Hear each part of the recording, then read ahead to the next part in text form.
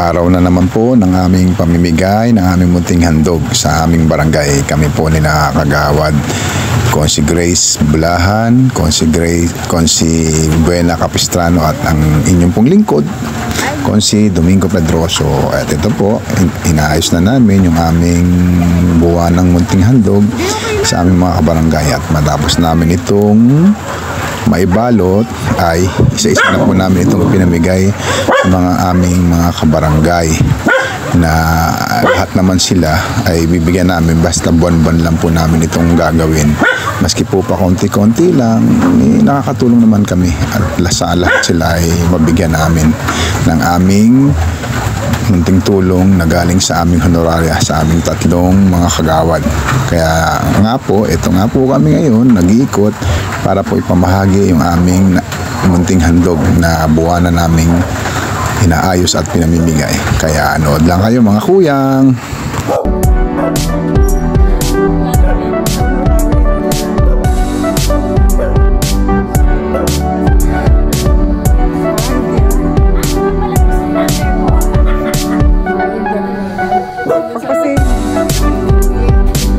Ito pong munting handog namin ay wala pong pinipili ito, mahirap mayaman, basta po meron kami, aabot po namin lahat. Handog po namin ito, yung munting handog namin yun yung po yung binabalik lang namin yung aming mga natatanggap mula sa barangay.